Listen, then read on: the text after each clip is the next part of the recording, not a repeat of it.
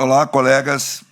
Nós gostaríamos, neste dia, de nos solidarizar com os colegas gaúchos, assim como com todo o povo gaúcho, por essa catástrofe nunca antes vista, nessa intensidade que tem ocorrido e que está ocorrendo ainda em todo o Rio Grande do Sul, em larga extensão, enfim, é uma coisa muito triste e que a associação está atenta, vai fazer pleitos junto à administração, enfim, eu gostaria de passar para o doutor Francisco. Por favor, Francisco. Em virtude da tragédia das enchentes no Rio Grande do Sul, que afetaram de maneira drástica o funcionamento do Estado, a vida e a rotina das famílias gaúchas, a ANMP vai pedir à administração federal que tenha o bom senso, né, e que tenha a humanidade de que, pelo menos nos próximos 30 dias, a meta de produção dos peritos gaúchos não seja cobrada, mesmo que, eventualmente, a agência tenha funcionamento. Vide a situação que não é só apenas de agências estarem alagadas ou não alagadas, mas tem todo o drama da transmissão de velocidade de internet, da falta de comida, da falta de água, dos parentes. Os colegas são médicos, devem estar sendo demandados para ajudar nos esforços coletivos, para ajudar milhões de gaúchos que estão passando por dificuldade. Não faz o menor sentido a administração, em um ambiente de catástrofe, ficar cobrando meta diária desses colegas, que, inclusive, poderiam estar doando parte do seu tempo, caso queiram, no esforço físico, né, de ajudar com seus conhecimentos médicos a quem precisa.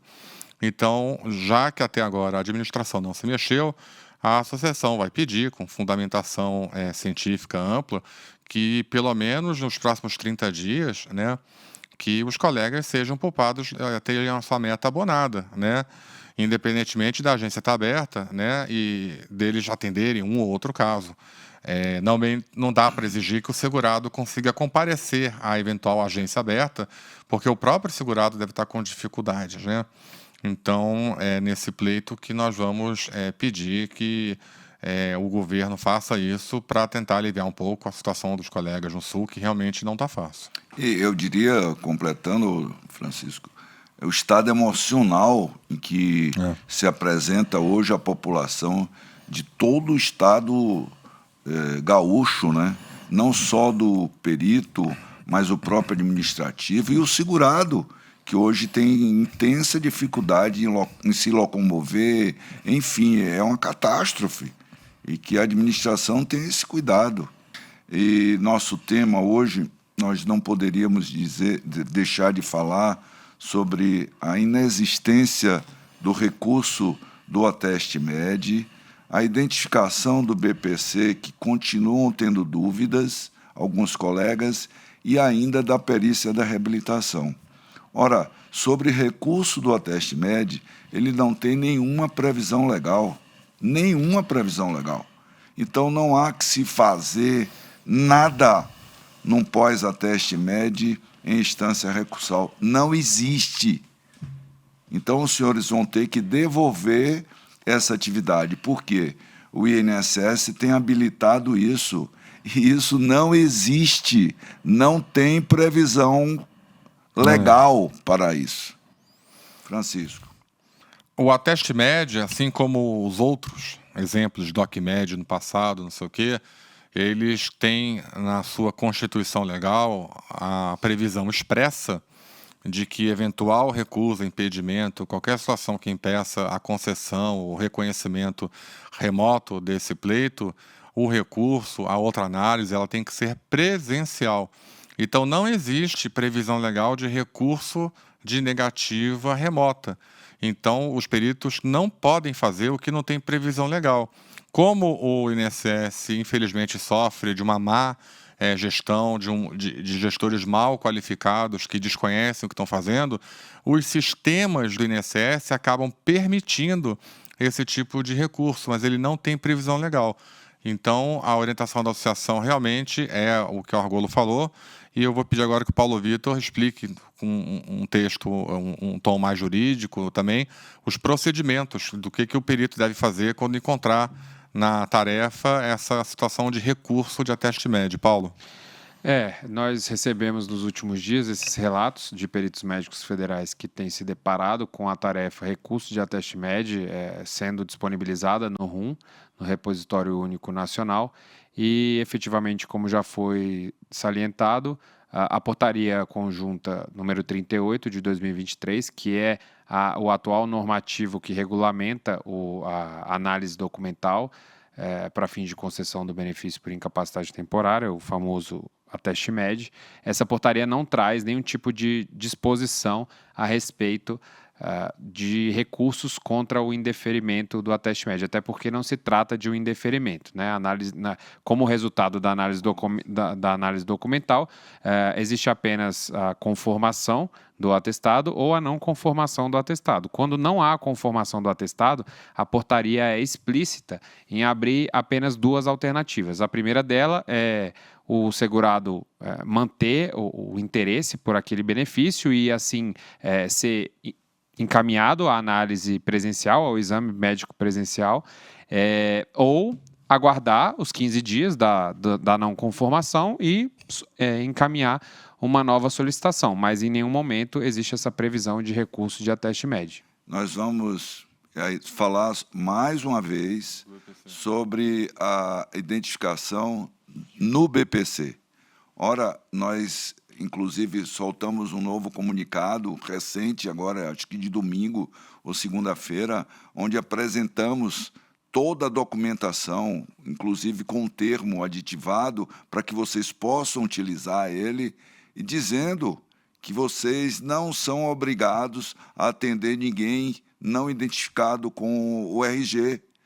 No caso que está sendo pautado, é do menor de 16 anos. Isso não existe. Outra coisa que muitos têm questionado, mas tem um documento da Conju, um parecer. O parecer da Conju, ele é optativo. Ele está dando uma opinião, neste momento, que isso ou se aquilo. Ele não está estabelecendo absolutamente nada. A Conju, ele dá um parecer ao modo do patrão. Ou seja, lá o secretário pediu uma coisa e a Conju fez. Assim como tinha feito o anterior, completamente adverso do que o atual. Então, ele é opinativo. Você dá uma opinião hoje, outra amanhã, outra depois. O que vocês não podem se furtar é você agir advindo de um resultado da ação civil pública, é agir contra o que diz o CFM. Isso é que vocês não podem. E vocês estarão protegidos eticamente, seguindo o que está sendo regulamentado, tem sido praticado pelo CFM, que vos ampara. Então, vocês não podem se furtar a cobrar o RG do menor de 16 anos. É isso que a gente está dizendo. Nós esperamos que todos os senhores não tenham dúvidas e não se submetam a fazer nada por pressão. E, ademais, todo gerente, todo quem vier cobrar dos senhores, assediando o que for para os senhores, nos comuniquem, porque não só o gerente, como todos os outros gestores que tiverem nessa linha, a associação já está instaurando, solicitando, denunciando aos seus CRMs o comportamento desses gestores. Então, assim, para tranquilizar os senhores, vocês têm o direito a se recusar. Francisco. Queria lembrar aos colegas que o principal medo que eu vejo, e é o relatado, é que o servidor, o colega perito, venha a responder PAD por estar descumprindo uma portaria do secretário. Queria lembrar aos senhores que nós temos uma ampla base legal que nos protege de eventual PAD. Mesmo assim, se a administração insistir e tentar fazer os procedimentos iniciais para iniciar um PAD, A ANMP vai custear a defesa de todos os peritos nesse aspecto e nós vamos derrubar. E eu quero dar aqui um exemplo do que houve há 2 anos, quando no famigerado DocMed, a administração abriu mais de 100 processos administrativos contra peritos que, na época, seguiram a orientação da associação e se recusaram a fazer o DocMed. E a ANMP ganhou todas, seja em primeira, seja em segunda instância. A administração desistiu de abrir esses PADs porque ela estava praticamente incorrendo em improbidade, tá? Então, vocês fiquem tranquilos com relação a isso. O que não vai ter defesa é eventual apuração de polícia, de Ministério Público, de fraudes no BPC, envolvendo, às vezes, até quadrilhas de tráfico infantil, né? Aonde, na avaliação das perícias feitas, ficar constatado que o perito não usou uma identificação formal com foto, né? Lembrando que a decisão judicial ela é clara no direito do perito de pedir foto, o CFM é claro nesse direito, e até mesmo em mandados de segurança que estão pipocando aqui a colar no Brasil contra a administração, né, contra o perito, pedindo para o INSS atender sem o RG, os próprios juízes estão colocando nesses mandados de segurança que a família deve providenciar o mais rápido possível o RG, mas em virtude do não sei o quê. Ou seja, tem família aí que está preferindo entrar com ação na justiça do que tirar um simples RG, o que nos leva ao questionamento. Por que esse esforço todo em fazer com que crianças sejam atendidas sem RG do INSS? Aí eu queria, antes de passar para o Paulo, repetir. Gestor, presidente de INSS, presidente, ministro, secretário, quem quer que for que esteja defendendo essa política, eles estão sendo, no mínimo, cúmplices de possíveis crimes contra os menores, contra a criança e o adolescente.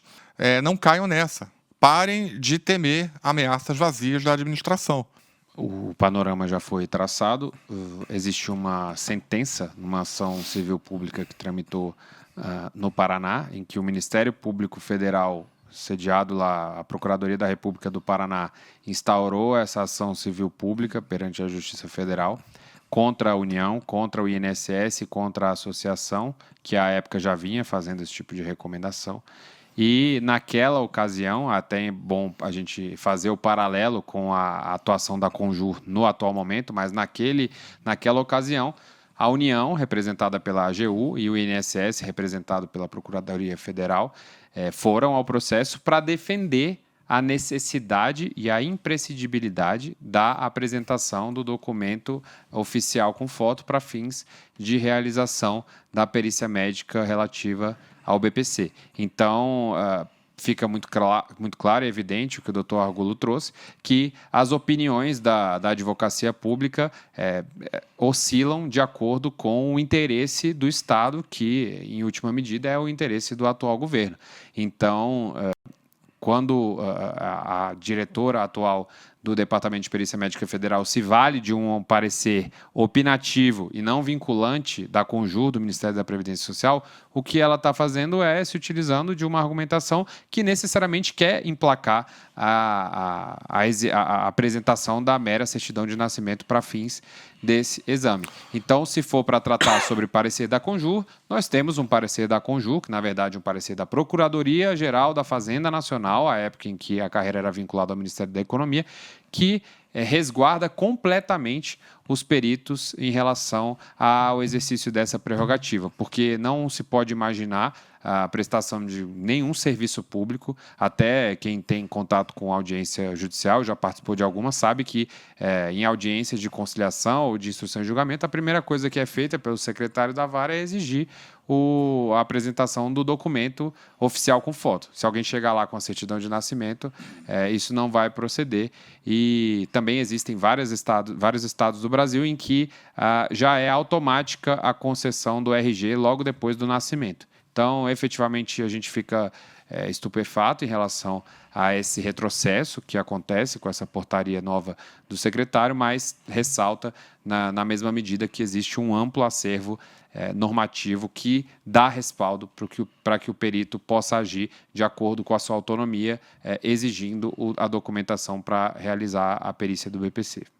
Outro tópico que nós temos que abordar neste dia, e tem sido recorrente, é sobre a perícia da reabilitação profissional. Nós continuamos recomendando a não realização da perícia de reabilitação profissional pelo fato simplesmente de estarmos no impedimento ético. Nós temos uma coordenadora que não é médica e continua no mesmo lugar, na coordenação de reabilitação profissional. Então, nós gostaríamos de reiterar: os senhores continuem a se recusar por impedimento ético. Não tem que fazer perícia em reabilitação profissional, porque o problema continua. Francisco. Não tem muito mais o que falar. Às vezes o colega acha mais fácil fazer para se livrar de dor de cabeça. Mas esse tipo de conduta, que também serve para atender sem RG, que também serve para atender aquele encaixe, que também serve para atender aquele mandado de segurança que foi colocado na frente dele fora da meta da agenda, Não é para ele, né? Que eles minam as conquistas da carreira. A administração sente-se corajosa de tratar o perito como um servidor qualquer. E é uma coisa que eu falo sempre: se a gente vulgariza o nosso trabalho, nós seremos tratados como servidores vulgares. E servidor vulgar não tem salário bom, não tem carreira boa, não tem aposentadoria boa, não tem respeito do Estado. A melhoria da nossa condição de trabalho, do nosso salário, da nossa aposentadoria, do nosso conforto, começa com a nossa conduta em relação ao trabalho.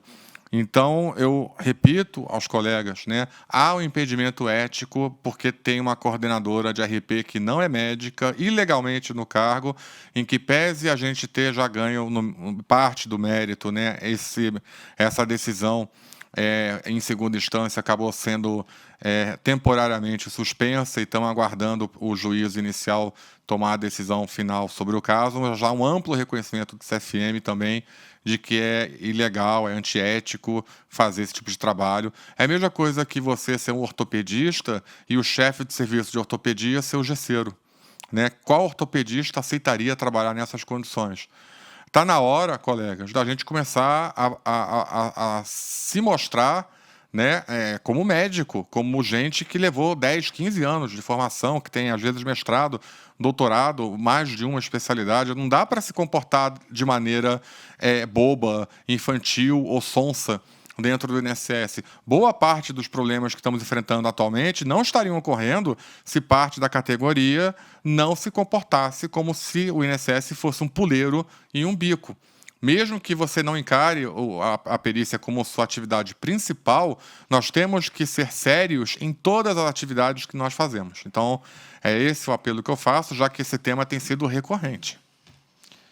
E só adicionando também, existe uma sentença em mandado de segurança que deu completamente o direito pleiteado pela associação. O que houve foi um pedido de suspensão dessa sentença, mas no que diz respeito especificamente à necessidade de se exonerar a chefe da reabilitação profissional. Em relação aos termos da sentença que confirmam a ilegalidade da nomeação dessa chefe para o cargo que ela ocupa, não houve alteração ainda, não houve apreciação do recurso, então a sentença permanece válida por seus próprios fundamentos até ulterior decisão. E houve claramente também, que foi inclusive um dos amparos para essa sentença, um posicionamento do Conselho Federal de Medicina, asseverando que pessoas não formadas em medicina não podem exercer funções de chefia médica, como é o caso. Então, esse ponto é interessante a gente destacar para poder dar segurança para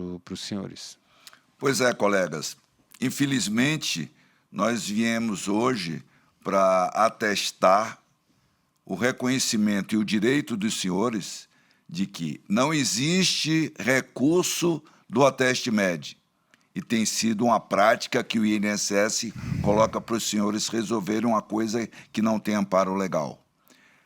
Não tem por que fazer perícia do menor sem RG. Não tem. Como eles querem emplacar e forçar que os senhores façam através da certidão de nascimento. Não pode, não deve. Você tem um amparo legal e um amparo ético. Não tem por que fazer perícia da reabilitação profissional. Nós estamos com impedimento ético. Ou seja, a administração não quer resolver problema algum. Ela quer aumentar a confusão. Ora, vocês estão a maioria do Brasil não está tendo agenda. Agenda. Tem peritos que hoje abrem e fecham o dia sem agenda. Colegas que foram na agência hoje, que chegaram lá, não tiveram agenda, não tinha agenda. Então, assim, essa gestão está perdidíssima. Só para somar, finalmente, em relação à declaração inicial da diretoria, o Departamento Jurídico também se coloca à disposição para poder dar todo o suporte aos peritos médicos federais do Rio Grande do Sul que precisarem de qualquer auxílio nesse momento bastante delicado. Ok? Então, vamos em frente, lutando e enfrentando. Um abraço a todos.